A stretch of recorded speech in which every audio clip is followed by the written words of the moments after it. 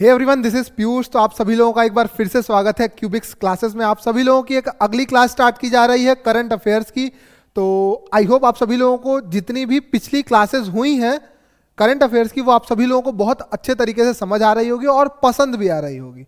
तो हम सभी लोग क्यूबिक्स की पूरी टीम आप सभी लोगों के लिए बहुत मेहनत करिए ताकि इतने अमेजिंग सेशंस आप सभी लोगों के सामने लेके आ सके। इन रिटर्न हम सिर्फ आपसे छोटी सी रिक्वेस्ट करना चाहेंगे कि आप नीचे एक सब्सक्राइब का बटन होगा, उसको क्लिक कर दीजिए। और आपके फायदे की बात करता हूं कि जो बेल आइकन है उसको प्रेस कर दीजिए ताकि कोई भी लेटेस्ट वीडियो अगर हमारी आ रही हो तो आप उसको मिस ना कर जाओ। नीचे वीडियो के कमेंट करिए, इस वीडियो को लाइक करिए ताकि ज्यादा से ज्यादा लोगों तक वीडियो पहुंचे और हम जल्द से जल्द 1000 सब्सक्राइबर तक पहुंच सके ताकि हम और आप लाइव सेशन के थ्रू भी जुड़ पाएं और बहुत सारी अमेजिंग चीजें आप सभी लोगों के पास लेके आ सके। तो चलिए आज के बिना किसी देरी के हम लोग अपने क्लास को स्टार्ट करते हैं। उसके पहले अगर आपको कुछ भी चीज़ों की रिक्वायरमेंट या फिर आपको जैसे कुछ है कि सर हमको इस टॉपिक के ऊपर बात करके बताइए, हमें इस टॉपिक के बारे में कुछ समझाइए, तो नीचे आप कमेंट करके बताइए। हम सभी लोग लाने की पूरी कोशिश करेंगे। तो चलिए बिना किसी देरी के वीडियो को स्टार्ट करते हैं अपने। तो हमारा जो सबसे पहला क्वेश्चन है वो हमारी स्क्रीन के ऊपर है। तो देखिए क्या है पहला हमारा क्वेश्चन। हाल ही में सबसे मूल्यवान PSU कंपनी कौन बनी? Which has become the most valuable PSU recently?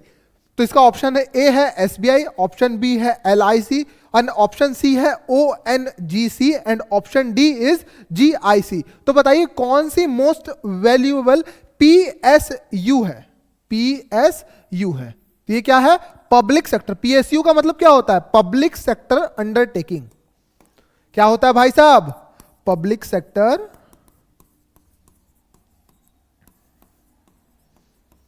Undertaking. ठीक है, क्या होता है सर PSU मतलब क्या होता है? PSU वो कंपनीज होती हैं, PSU की बात करें तो वो कंपनी होती है जिसको गवर्नमेंट ओन करती है, जिनका मालिकाना हक किसके ऊपर होता है? गवर्नमेंट के ऊपर होता है। गवर्नमेंट। PSU क्या होती है? गवर्नमेंट ओन कंपनीज होती हैं। ओके भाई साहब, सर समझ में आ रहा है? ठीक है भाई साहब। तो गवर्नमेंट ओन कंपनीज किसे बोला जाएगा? लेट सपोज 100% शेयर किसी का है, किसी कंपनी के 100% शेयर किसी कंपनी के पास है। इसमें से जिसके भी पास 51% शेयर होगा उस कंपनी के ऊपर हक किसका होगा भाई साहब? उसका होगा जिसके पास 51% शेयर है। ठीक है, तो वो कंपनीज, वो ऐसे इंस्टीट्यूट्स जिसका 51% या उससे ज्यादा का हक गवर्नमेंट के पास हो, किसके पास हो? गवर्नमेंट के पास हो, उसको हम लोग बोलते हैं PSU। अरे बोलो यार, समझ में आ रहा है नहीं आ रहा है? बहुत बढ़िया सर। तो बताओ भाई साहब, SBI है, LIC है, ONGC है या GIC है? तो इसका जो करेक्ट आंसर है वो है LIC। कौन है? LIC। तो ये क्या होना है? लाइफ इंश्योरेंस कंपनी LIC कौन ओन करता है? गवर्नमेंट ऑफ इंडिया ओन करती है। कौन करता है भाई साहब? गवर्नमेंट ऑफ इंडिया ओन करती है। इसके पहले जो सबसे वैल्यूएबल जो PSU था वो SBI हुआ करती थी और LIC ने इसको पीछे कर दिया SBI को और नंबर 1 पे चली गई है और मोस्ट वैल्यूएबल PSU का खिताब अपने नाम किया है। आप लोगों को एक और इंटरेस्टिंग बात बताता हूं। अभी कुछ टाइम पहले LIC को लेकर के बात चल रही थी कि भाई साहब जितने लोगों ने LIC के ऊपर अपना पैसा लगाया है, स्टॉक्स खरीदे हैं, वो कहां पे, किस कगार पे है यार? वो डूबने के कगार पे है। मगर वापस से LIC जीवित हो चुकी है। म्यूचुअल फंड के जमाने में भी LIC काम कर रही है। तो ये बहुत अच्छी खुशी की बात है कि PSU की सबसे मोस्ट वैल्यूएबल कंपनी एक लाइफ इंश्योरेंस कंपनी हो गई जिसका नाम है LIC। अरे बोलो यार, समझ आ रहा है नहीं आ रहा है? ठीक है सर, आगे बढ़ते हैं। देखो अगला क्वेश्चन। उसके पहले इसका देखो क्या है। सबसे मूल्यवान PSU पब्लिक सेक्टर अंडरटेकिंग का खिताब LIC ने SBI से छीन लिया है। सबसे पहले कौन था? SBI था। फिर जो PSU सबसे मूल्यवान, सबसे वैल्यूएबल PSU कौन बन गई है? अब LIC बन गई है। ठीक है, जहां कई कंपनियों के शेयर में भारी गिरावट नजर आई है, वहीं life insurance corporation of India के शेयर में वृद्धि दर्ज हुई है। ठीक है सर, आगे बढ़ते हैं। अगला क्वेश्चन हमारा क्या बोलता है? देखिए सर, हाल ही में किस राज्य के मुख्यमंत्री ने 206 फीट ऊंचे स्टैचू ऑफ सोशल जस्टिस का उद्घाटन किया है? Recently the chief minister of which state has inaugurated the 206 feet high statue of social justice? Option A is Maharashtra, option B is Madhya Pradesh, option C is Andhra Pradesh and option D is Orissa. तो सबसे पहले मैं आप लोगों को आओ वापस से हम लोग कुछ बात करते हैं आपसे। 206 फीट लंबी 206 फीट लंबी 206 फीट लंबी स्टैचू ऑफ सोशल जस्टिस,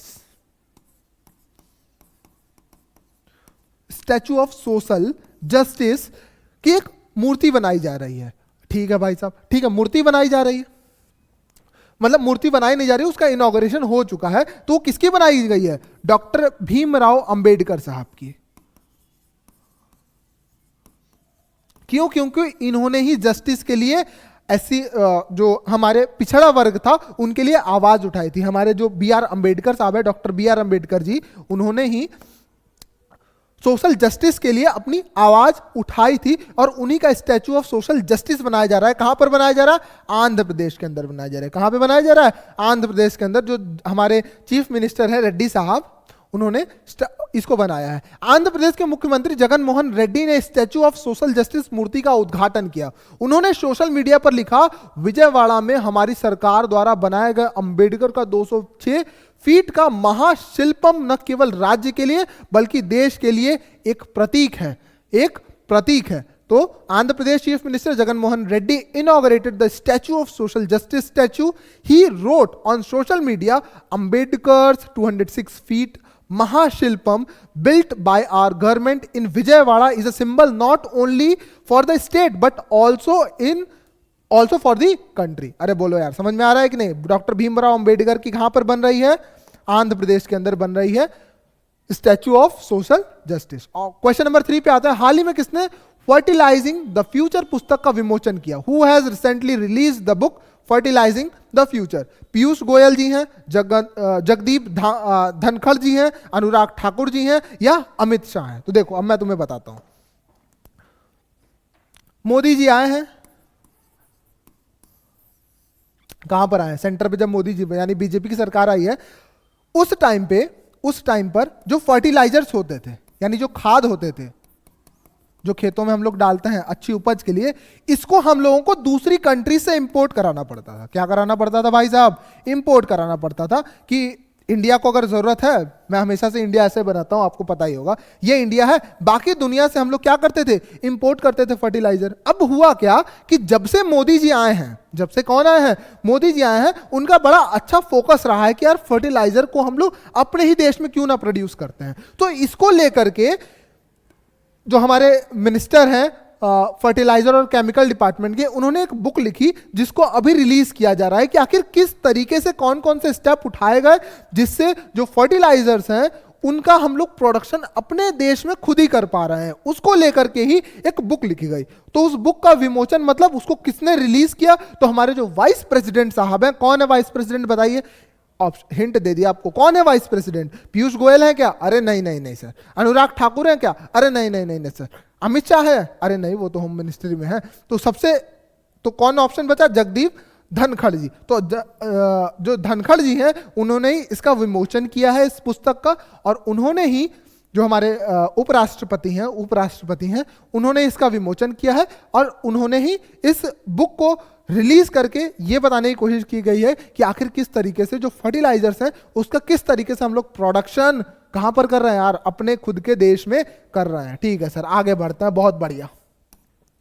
उस उपराष्ट्रपति जगदीप धनखड़ ने रसायन और उर्वरक मंत्री डॉक्टर मनसुख मंडाविया द्वारा लिखित पुस्तक fertilising the future Bharat march towards fertiliser self sufficiency का विमोचन किया। उसको हम लोग क्या किया? रिलीज किया। आगे बढ़ते हैं। क्वेश्चन नंबर 4, हाल ही में अंतरराष्ट्रीय गुब्बारे महोत्सव का 9वां संस्करण कहां शुरू हुआ? Where has the 9th edition of the international balloon festival started recently? Option A Rajasthan, option B Uttar Pradesh, option C Tamil Nadu and option D Kerala. तो इसका जो करेक्ट आंसर है वो है हमारा तमिलनाडु। तमिलनाडु का एक बहुत अच्छा शहर है कोयम्बतूर नाम का, उसी के अंदर हमारा ये 9th एडिशन हुआ इंटरनेशनल बैलून फेस्टिवल का। इंटरनेशनल बैलून फेस्टिवल का कहां पर हुआ भाई साहब? तमिलनाडु के कोयम्बतूर में। तो अब देखो मैं तुम्हें बताता हूं क्या होता है इस इंटरनेशनल बैलून फेस्टिवल में। इंटरनेशनल बलून फेस्टिवल ये एक ऐसा फेस्टिवल होता है, इसका 9th एडिशन हुआ है, 9th एडिशन। ये एक ऐसा एडिशन होता है जिसमें पहले नंबर पे दुनिया से जितने बड़े बड़े बलून बनाने वाली कंपनीज हैं, जितनी बड़ी बड़ी कंट्रीज हैं, बड़ी बड़ी दूसरे देशों की जो बड़ी बड़ी कंपनीज हैं, वो अपने हॉट एयर बलून मतलब आपने देखा होगा यार, जो बलून में ऐसे बॉक्स बना रहता है, उसके ऊपर लोग खड़े रहते हैं और बलून हॉट एयर बलून बोलते हैं, वो हवा में उड़ता है और वो ट्रैवल के लिए यूज आता है। तो हॉट एयर बलून का अलग अलग शेप के, अलग अलग साइजेस के, अलग अलग कलर्स के, अलग अलग सुंदरता वाले बलून आते हैं इस फेस्टिवल के अंदर, और वो हमको एक फेस्टिवल के तौर पे हम लोग उसको मनाते हैं। तो वो इंटरनेशनल बलून फेस्टिवल होता है जहां से पूरी दुनिया से बहुत सारे लोग आते हैं और इस फेस्टिवल को मनाते हैं। तो इसके अंदर बहुत अलग अलग कंपनीज आती हैं दूसरी दूसरी कंट्रीज से, जहां पे अलग अलग शेप के, अलग अलग साइजेस के, अलग अलग कलर्स के क्या होते हैं, बलून को उड़ाया जाता है, उन्हें दिखाया जाता है और इस फेस्टिवल को मनाया जाता है। तो कहां हुआ ये? तमिलनाडु के कोयम्बतूर के अंदर। आगे बढ़ते हैं sir. Tamil Nadu international balloon festival का 9वां संस्करण कोयम्बटूर जिले के पोल्लाची के पास अच्चीपट्टी में शुरू हुआ। पोल्लाची चैम्बर ऑफ कॉमर्स के अध्यक्ष जीडी गोपाल कृष्णन ने ग्लोबल मीडिया बॉक्स के सहयोग से तमिलनाडु पर्यटन द्वारा आयोजित बलून फेस्टिवल का उद्घाटन किया। किसने उद्घाटन किया भाई साहब?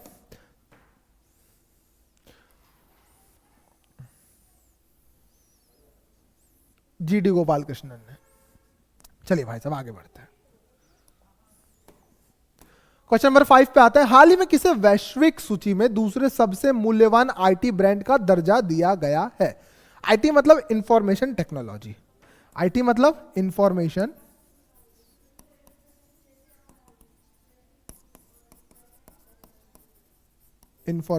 टेक्नोलॉजी, ठीक है। किसे वैश्विक सूची में यानी international, second most valuable IT brand in the global list? Option A is Infosys, option B is TCS, option C is Accenture and option D is Wipro. अब देखो मैं तुमको बताता हूं, जो एसेंचर है ये बहुत अच्छी कंपनी है और इसको रैंक 1 मिली है।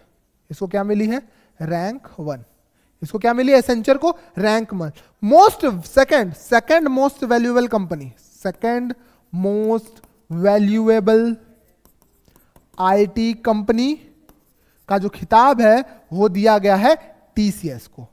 टाटा, ये जो टाटा की कंपनी है टीसीएस, आपने देखा होगा बहुत फेमस है, ये टाटा की जो कंपनी है टीसीएस, वो उसको सेकंड मोस्ट वैल्यूएबल कंपनी। अब इस बात की ग्रेविटी कैसे पता चलेगी? बहुत ग्रेविटी है। आप सोचो, ओपन एआई आया, चैट जीपीटी जिसने लॉन्च किया, बार्ड आया, बहुत सारी आईटी कंपनीज है, उन सब में सबसे वैल्यूएबल कंपनी कौन है भाई साहब? टीसीएस है।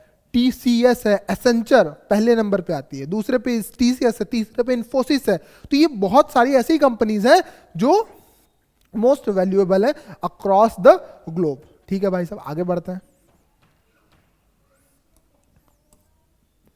वैश्विक आईटी सेवा क्षेत्र में एक प्रमुख नाम टाटा कंसल्टेंसी सर्विसेज। टीसीएस ने ब्रांड फाइनेंस द्वारा 2024 ग्लोबल 500 आईटी सर्विसेज रैंकिंग के अनुसार दुनिया में दूसरा सबसे मूल्यवान आईटी सेवा ब्रांड का दर्जा प्राप्त करके एक महत्वपूर्ण उपलब्धि हासिल की है। अरे बोलो यार, ठीक है आगे बढ़ता है सर। ठीक है आगे बढ़िए। हाल ही में किसने विश्व आर्थिक मंच 2024 के दूसरे दिन 22,000 करोड़ रुपए का निवेश हासिल किया है? देखो इससे मेरे को एक कहानी भी याद आ रही, बताता हूं तुमको। Who has recently received an investment of 22,000 crore on the second day of the World Economic Forum 2024? Option A is Karnataka, option B is Maharashtra, option C is Madhya Pradesh and option D is Orissa. तो देखो इसका जो करेक्ट आंसर है वो है कर्नाटका। अब देखो मैं बताता हूं, अभी तुमने सुना ईरान और इराक के बीच का वॉर, पाकिस्तान के बीच का वॉर हुआ गया था। पाकिस्तान के जो हमारे टेम्परेरी प्राइम मिनिस्टर हैं, टेम्परेरी प्राइम मिनिस्टर जो है वो गए थे इसी में वर्ल्ड इकोनॉमिक फोरम में, वर्ल्ड इकोनॉमिक फोरम में गए थे। ठीक है भाई साहब, गए थे। फिर क्या हुआ था? वर्ल्ड इकोनॉमिक जो डावोस में हुआ इस बार, डावोस के अंदर वर्ल्ड इकोनॉमिक फोरम का इस बार आयोजन हुआ। उसमें होता क्या है कि दुनिया के जितने बड़े बड़े पैसे वाले लोग होते हैं, बड़ी बड़ी कंपनीज होती है, जैसे IMF हो गया, वर्ल्ड बैंक हो गया, ये सारे लोग वहां जाते हैं और उन कंट्रीज के ऊपर जिक्र करते हैं जिनके पास बहुत पोटेंशियल है ग्रो करने का, और वहां पे क्या करते हैं, वो इन्वेस्टमेंट करते हैं। तो पाकिस्तान भी गया था और वही अपना ढकोसले वाली बात कर रहा था वहां पे कि यार पाकिस्तान के अंदर तो बहुत ज्यादा पोटेंशियल है, जो पिछले 70 साल में किसी को नहीं दिखी, बट वो कह रहा था कि भाई बहुत ज्यादा पोटेंशियल है। तो इसको लेकर के वहां पे पाकिस्तान भी अपना रोना धोना कर रहा था। तभी क्या कर दिया, ईरान ने पाकिस्तान के ऊपर अटैक कर दिया। तो इसमें जो सबसे हंसी करने वाली बात है ना, जिसे बहुत मजा आया मुझको, वो ये है कि यहां पे पाकिस्तान के जो प्राइम मिनिस्टर हैं वो ईरान के फॉरेन मिनिस्टर के साथ बैठ के यहां पे वार्तालाप कर रहे हैं, और उधर से ईरान ने क्या कर दिया, पाकिस्तान के ऊपर अटैक कर दिया। तो सोचो कैसी बातें हैं कि वहां पे गए हैं वो पैसा मांगने के लिए पाकिस्तान के प्राइम मिनिस्टर, और यहां पे ईरान क्या कर दिया, अटैक कर दिया। चलिए क्वेश्चन के ऊपर वापस आते हैं। ये तो मेरी छोटी सी स्टोरी आप लोगों को मैं बता दिया, ये तो ऐसे ही एक छोटी सी आपको चलिए, तो 22,000 करोड़ का हमें क्या मिला है भाई साहब, इन्वेस्टमेंट मिला। कहां पे मिला, ये कर्नाटका में हुआ। तो वर्ल्ड इकोनॉमिक फोरम में होता क्या है कि वहां पे बहुत सारी कंपनियां आती हैं और वो इन्वेस्टमेंट ढूंढती हैं कि यार कहां पे जाकर के हमको इन्वेस्टमेंट करना है। तो इसने कर्नाटका में आकर के अपने इन्वेस्टमेंट को कंप्लीट किया है। देखो, दावोस में आयोजित विश्व आर्थिक मंच 2024 के दूसरे दिन कर्नाटका के माइक्रोसॉफ्ट, वेबरेक्स, हिताची एवं अन्य 4 कंपनियों के साथ कुल 22,000 करोड़ रुपए के निवेश के लिए समझौता ज्ञापन MOU, जिसको MOU मेमोरेंडम जिसको बोलते हैं, अंडरटेकिंग मेमोरेंडम एक दिया गया। ठीक है भाई साहब, मेमोरेंडम फॉर अंडरटेकिंग। ठीक है, आगे बढ़ते हैं। तो ये हमारा कर्नाटका के अंदर हुआ। क्वेश्चन नंबर 7 के ऊपर आता है, हाल ही में एशिया का सबसे बड़ा नागरिक उड्डयन शो विंग्स इंडिया 2024 कहां शुरू हुआ? Where has Asia's largest civil aviation show wings India 2024 started recently? Bengaluru, New Delhi, Hyderabad. तो इसका जो आंसर है वो है हैदराबाद। अब मैं बताता हूं इसमें होता क्या है। एशिया का लार्जेस्ट सिविल एविएशन शो मतलब होता क्या है, जैसे अब कितने लोग मार्वल की मूवी देखते हैं, देखा होगा आपने, तो वो आते हैं अनाउंसमेंट करते हैं कि आने वाले साल में, आने वाले 5 साल में, आने वाले 8 साल में हम कौन कौन सी मूवीज लेकर के आ रहे होंगे, यानी अपने फ्यूचर प्लान्स को वो डिस्कस करते हैं। सेम काम आपने देखा होगा मोबाइल फोन्स के अंदर, मोबाइल फोन्स आते हैं और वो बताते हैं कि हम आने वाले टाइम में क्या इनोवेशन इसके अंदर लेकर के आ रहे हैं। ड्रोन वाले सेक्टर में भी आपने देखा होगा कि वो एक समिट बनाई जाती है जहां पे वो शोकेस करते हैं, जहां वो बताते हैं कि आखिरकार किस तरीके से हम आने वाले टाइम के अंदर इसके अंदर थोड़ा सा बदलाव करेंगे, इनोवेशन करेंगे और अच्छी टेक्नोलॉजी के साथ आगे आएंगे। तो उसी तरीके से हमारे जो सिविल एविएशन सेक्टर है, यानी एरोप्लेन वाला जो सेक्टर है, उसके अंदर क्या क्या चेंजेस होने चाहिए, क्या क्या इनोवेशन होना चाहिए, उसको लेकर के एक हमारे यहाँ पर क्या हुआ था, विंग्स इंडिया 2024 के नाम से एक आयोजन किया गया था, जिसको कहां पर कराया गया था, हैदराबाद के अंदर। ठीक है भाई, सब आगे बढ़ते हैं। एशिया में आओ इंग्लिश वाली पढ़ते हैं। Wings India 24, the largest 4-day mesmerizing event for the civil aviation sector in Asia, began in Hyderabad, spanning commercial, general and business aviation sectors. The theme of the show is connecting India to the world in the golden age, setting the stage for India civil aviation @2024। ठीक है sir, आगे बढ़ते हैं। Question number 8, हाल ही में किस राज्य में 9 साल के अंतराल के बाद मोह जूझ की लड़ाई प्रतियोगिता फिर शुरू कराई गई? मैं बताता हूं, ये बड़े बढ़िया होता है। ये असम के अंदर होता है। असम के अंदर होता क्या है ना,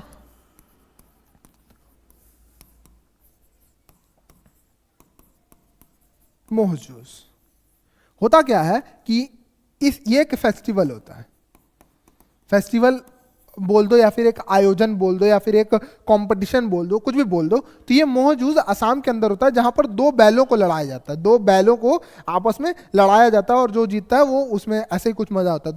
तो जो वहां के वो हैं हमारे CM साहब हैं शर्मा जी, वो भी वहां पे आयोजन में गए थे, विश्वास शर्मा जी हमारे, और उन्होंने मोह जूस का आनंद लिया। और ये 9 सालों के बाद हुआ था, और इसको लेकर के उन्होंने बोला कि उनकी प्रॉपर गाइडलाइन है, एसओपीज उन्होंने दे रखा है, और उसी के तहत कराया जा रहा है। ये कहां पर आयोजन हो रहा है? आसाम के अंदर। तो याद क्या रखना है? मोह जूस 2 बैलों के बीच की लड़ाई है। इसी तरीके से प्रेमचंद्र की एक कहानी भी थी, 2 बैलों की कथा। यहाँ पे क्या थी? 2 बैलों की लड़ाई। तो ये होती है कहाँ पे? आसाम के अंदर होती है, 9 सालों के बाद कराया गया। ठीक है भाई, सब आगे बढ़ते हैं। हाल ही में असम राज्य में 9 साल के अंतराल के बाद मोह जूस की लड़ाई प्रतियोगिता फिर से शुरू कराई गई। ठीक है, आगे बढ़ते हैं। हाल ही में कौन से T20 सबसे ज्यादा शतक लगाने वाले बल्लेबाज बने? Who has recently become the batsman who has scored the most centuries in T20 Is? अब देखो, विराट कोहली तो एक ही लगाए हैं, अफगानिस्तानी के खिलाफ लगाए थे, आई थिंक एक ही लगाए हैं। तो इसका जो करेक्ट आंसर है वो है रोहित शर्मा। इन्होंने 5 सेंचुरीज लगा दी। अभी जो अफगानिस्तान के साथ उन्होंने मैच था उसके अंदर उन्होंने 5th सेंचुरी, जो 129-130 रन बनाया था उन्होंने, आई थिंक 129 रन बनाया था, तो रोहित शर्मा ने ये किया था। तो सबसे ज्यादा सेंचुरीज लगाने वाले रोहित शर्मा। ये तो सिंपल सा याद रखना था आपको। T20 इंटरनेशनल करियर में रोहित का 5वां शतक रहा। इस तरह रोहित T20 इंटरनेशनल क्रिकेट में सबसे ज्यादा शतक लगाने वाले खिलाड़ी बन गए हैं। This was Rohit 5th century in T20 international career. In this way, Rohit has become the player who has scored the most centuries in T20 international cricket. ठीक है सर, आगे बढ़ते हैं, बहुत मजा आ रहा है। आगे बढ़ते हैं भाई साहब, क्वेश्चन नंबर 10 पे आते हैं। हाल ही में नौवां पक्के पागा हॉर्नबिल फेस्टिवल कहां शुरू हुआ? वेयर हैज द 9th पक्का पागा hornbill festival started recently? Manipur, Arunachal Pradesh, Nagaland and Mizoram. देखो, ये जो हमारा फेस्टिवल है ना, ये हमारा अरुणाचल प्रदेश के अंदर मनाया जाता है। ध्यान से सुनना, देखो, पक्के पागा हॉर्नबिल होता क्या है? अरुणाचल प्रदेश के अंदर जो नेचर है उसके कंजर्वेशन के लिए, उसकी ब्यूटी को दिखाने के लिए, अपनी हेरिटेज को और अच्छे तरीके से शोकेस करने के लिए यहाँ पर एक फेस्टिवल का आयोजन कराया जाता है जिसका नाम है पक्के पागा हॉर्नबिल, ताकि हम लोग अपने जो भी नेचर है उसको कंजर्व करके रख सकें, अरुणाचल प्रदेश की जो ब्यूटी है वो बरकरार रह सके, उसको याद करते रहने का ये बहुत अच्छा तरीका है। जैसे हम लोग कई बार मैं बोलता भी रहता हूँ अपने सेशंस के अंदर कि अगर आपको कुछ अचीव करना है तो आपको बार बार सोचना पड़ेगा, आपको उसके बारे में बार बार सोचना पड़ेगा। क्यों? क्योंकि कोई भी चीजें ना एक बार में एक ऐसा नहीं होता कि जिस दिन पूरी हो रही है उसी दिन पूरी होती है। एक बहुत अच्छा कोट है, किसी ने लिखा है, मुझे नाम नहीं याद आ रहा है, बट उन्होंने बोला है कि हम जब सपना देखते हैं किसी चीज का और उसको जीते हैं जब अपने दिमाग के अंदर, तो पहली बार वो पूरा होता है, और जब हम लोग रियल लाइफ में जब उसको करते हैं तो वो दूसरी बार होता है, वो पहली बार नहीं होता है। तो इसीलिए आपने देखा होगा जिसको इमीडिएट सक्सेस मिली होती है ना, वो धड़ाम से गिरता भी है, तो ध्यान देने वाली बात यही है कि हमको अपनी छोटी छोटी चीजों को जिसको हमें बचा करके रखना है उसको सेलिब्रेट करना होता है। तो उसी तरीके से हर एक चीजों में आप देखोगे, जैसे हर एक स्टेट, आपको तो मैंने 3-4 क्वेश्चन करा दिए जहां पे अलग अलग फेस्टिवल, जैसे अभी एविएशन वाला जो क्वेश्चन था जो विंग्स इंडिया में 2024 में जो हुआ है, उसके अंदर भी देखा गया ये बात कि हमको क्या करना है अपने लाइफ के अंदर, उसको इमेजिन पहले से करना है, हमको उसके बारे में बात करना है। ठीक है सर, बहुत आपने दे दिया मोटिवेशन का एक। आगे बढ़ते हैं अब, देखो क्या बोल रहा है। अरुणाचल प्रदेश के राज्य उत्सव पक्के पागा हॉर्नबिल फेस्टिवल PPHF का 9वां संस्करण let our hornbills remain, let's our hornbill remain theme के साथ मनाया गया। यह अरुणाचल प्रदेश के सबसे बड़े आदिवासी समूह से संबंधित है। ठीक है सर, आगे बढ़ते हैं, क्वेश्चन नंबर 11 पे आते हैं। हाल ही में पूर्वी नौसेना कमान के चीफ स्टाफ ऑफिसर के रूप में किसे नियुक्त किया गया है? Who has been recently appointed as the chief staff officer of the eastern naval command? Option A is हमारे Shantanu Jha ji, option B Vinay Sinha ji, option C Ajay Arora ji, and option D is Atul Gargi ji. अब देखो, मैं आपको बताता हूं कि अभी मैंने देखो कल भी आपको ऐसे ही एक रिलेटेड क्वेश्चन कराया था। तो देखो, मान लो ये हमारा है क्या, इंडिया। मैंने एक फिशरीज वाला भी आपको क्वेश्चन कराया था जिसमें मैं बताया था कि यहां पर समुद्र है हमारे अगल बगल, बहुत ह्यूज अमाउंट में, तो हमारा जो एक्वा कल्चर है वो बहुत इंपॉर्टेंट इकोनॉमिकली हो जाता है। बट आओ, अभी वो क्वेश्चन नहीं है।